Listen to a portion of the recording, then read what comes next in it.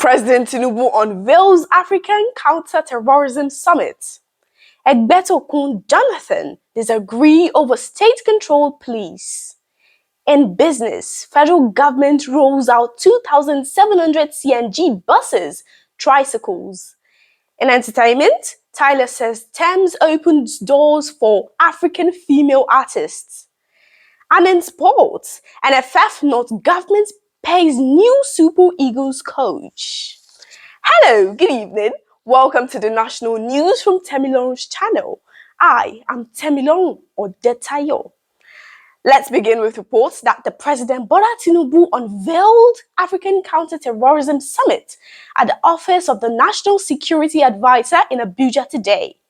The event, which is currently ongoing and organized by Nigeria with support from the United Nations Office of Counter-Terrorism, will be held from Monday to Tuesday, April 23, 2024. The presidency announced on Sunday that the summit aims to enhance multilateral counter-terrorism cooperation and seeks to reshape the international community's collective response to terrorism in Africa.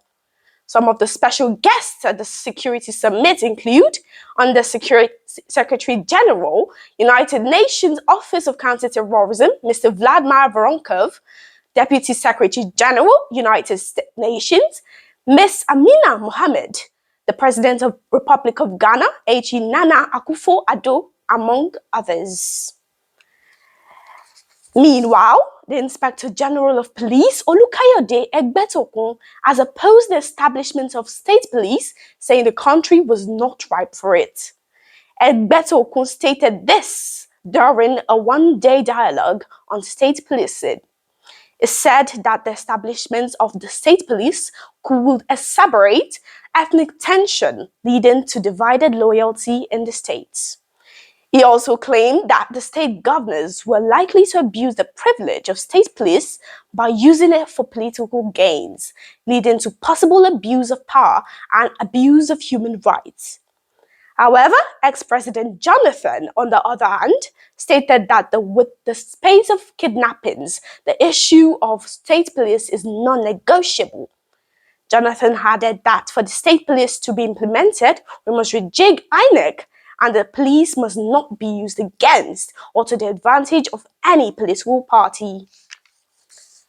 Moving on, federal government today launched guidelines on safe motherhood, targeting at least 7 million pregnant women and at least 6 million newborn births annually. Speaking at the launch to commemorate this 2022 Safe Motherhood Day in Abuja, the Coordinating Minister of Health and Social Welfare, Professor Mohammed Pate, noted that it is possible to achieve safe motherhood in the country.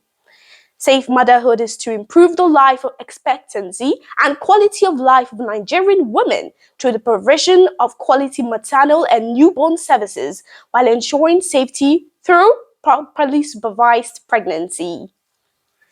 In Rivers State, the Martins and Mawale-led Rivers State House of Assembly has passed the Rivers State Local Government Bill into law, overriding Governor Siminalayi Fubara's veto. The House had initially passed the local government's bill and sent it to Fubara for approval on March 13, 2024, which was denied. The bill was reintroduced by the leader of the Amawale-led Assembly, Major Jack, representing Akuku Toru Constituency 1. The House also screened the confirmed nominees for the position of chairman and members of the Assembly Service Commission.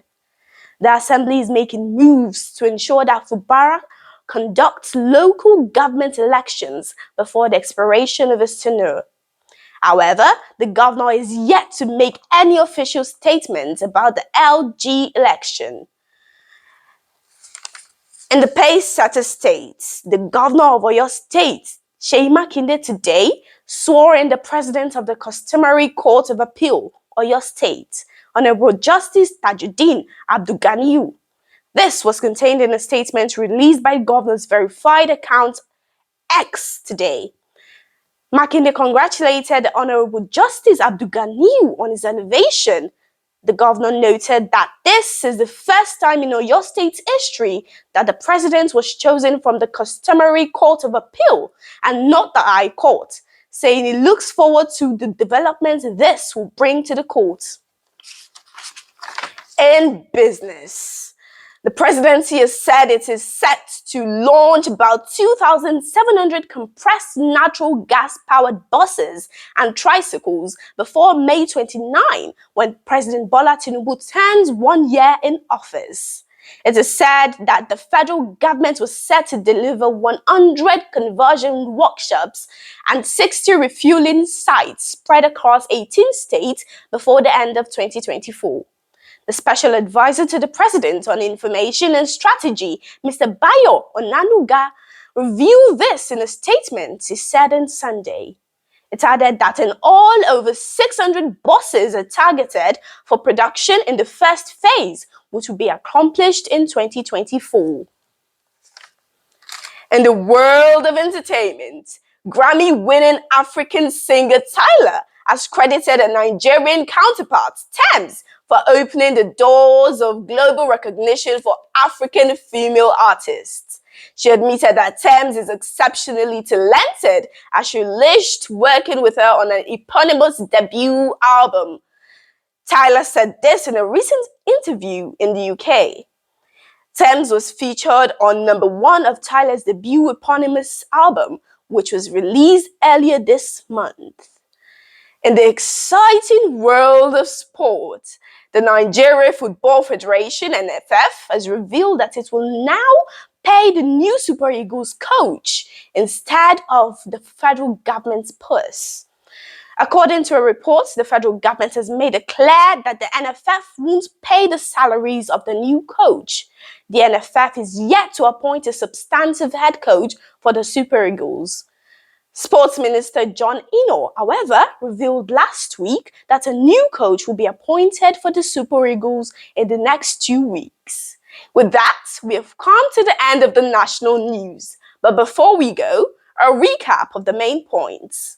We have brought to you that President Tinubu has unveiled African Counter-Terrorism Summit. We have also told you that Inspector General of Police Egbetokun and ex-President Jonathan have disagreed over state-controlled police. In business, federal government will roll out 2,700 CNG buses and tricycles. In entertainment, South African singer Tyla has said Tems open doors for African female artists. And in sports, Nigeria Football Federation NFF has said it will pay new Super Eagles coach salary. Follow us on all our social media platforms, Temilorun Odetayo, on X, Facebook, Instagram, TikTok, and YouTube. Many thanks for listening. I am Temilorun Odetayo.